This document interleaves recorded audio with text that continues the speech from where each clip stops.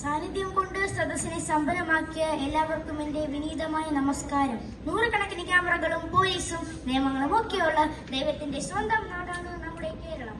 ഇങ്ങനെയുള്ള കേരളത്തിന്റെ മികച്ച വിദ്യാഭ്യാസ രീതികളും ആരോഗ്യ പരിപാലനവും തൊഴിലവസരങ്ങളും ഇതെല്ലാം കണ്ടുകൊണ്ട് ഒരു അതിഥി തൊഴിലാളി കുടുംബം കേരളത്തിലേക്ക് കുടിയേറി പാർക്കുന്നു. സന്തോഷത്തിലും സമാധാനത്തിലും അവരുടെ ജീവിതം മുൻപോട്ടു പോകുന്നു. എന്നാൽ ഒരു ദിവസം അവരെ കേരളത്തെ മുഴുവനും ഞെട്ടിച്ചുകൊണ്ട് ആ കൊടും ക്രൂരത അരങ്ങേറുന്നു. അതെ, എല്ലാവർക്കും എന്റെ ഏകാഭിനയത്തിലേക്ക് സ്വാഗതം. എന്തിനീ കൊടും ക്രൂരത?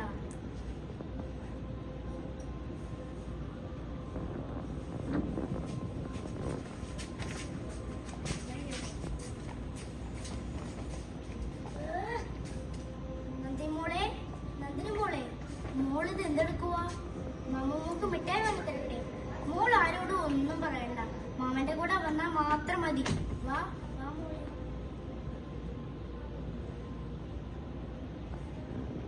നന്ദിനി മോളെ, നന്ദിനി നന്ദിനി മോളെ, കടവുളെ കുഴந்தைக்கு பிடிச்சது தெரியலே. നന്ദിനി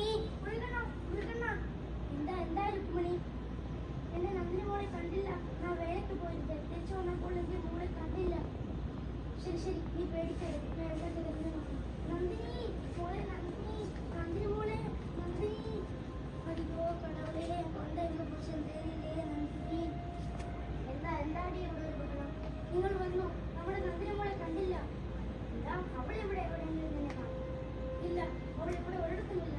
എന്റെ ഒരു സ്വയം കേട്ടാൽ മതി, അവൾ പോയി. ശരി, നീ പേടിക്കാതെ, ഞാൻ പോലീസ് സ്റ്റേഷനിൽ നിന്ന് ആരാ അത്? വന്നോളൂ. സാറേ, എന്റെ നന്ദിനി മോളെ കണ്ടില്ല സാറേ. കുഞ്ഞിനെ കണ്ടില്ലെന്നോ? എന്താ സംഭവിച്ചത്? ഞങ്ങൾ ആരും വീട്ടിലില്ലായിരുന്നു. തിരിച്ചു വന്നപ്പോൾ എന്റെ മോളെ കണ്ടില്ല സാറേ. കുഞ്ഞിന്റെ ഡീറ്റെയിൽസ് ഒക്കെ ഇവിടെ തരാം. നോക്കാം. നിങ്ങൾ പേടിക്കണം, നിങ്ങൾ ഇവിടെ ഇരുന്നു.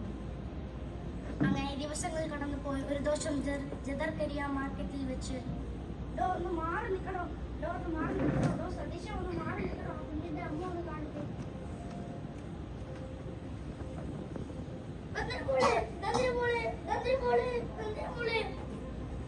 അച്ഛന്റെ പൊന്നുമോളെ, നന്ദിനി മോളെ.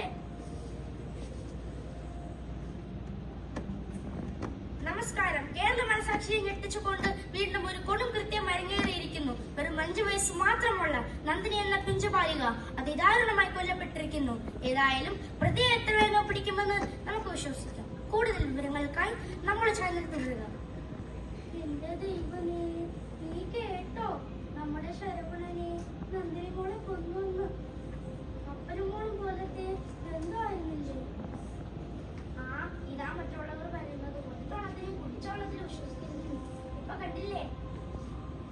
അത് തന്നെ. അങ്ങനെ വീണ്ടും ദിവസങ്ങൾ കടന്നുപോയി. നമസ്കാരം. നമ്മളിപ്പോ നിൽക്കുന്നത് കോർണേക്കിന് മുമ്പിലാണ്. നന്ദിനി എന്ന പിഞ്ചുകാരിയുടെ വിധി വരുന്ന ദിവസമാണെന്ന് ഇവിടെ ജനങ്ങളെല്ലാം ആക്രോശത്തിലാണ്. നന്ദിനിക്ക് നീതി വേണം, നന്ദിനിക്ക് നീതി വേണം, നന്ദിനിക്ക് നീതി വേണം. അല്പസമയത്തിനുള്ളിൽ പ്രതിയും കൊണ്ട് ഭരണകൂടം എത്തുന്നതാണ്.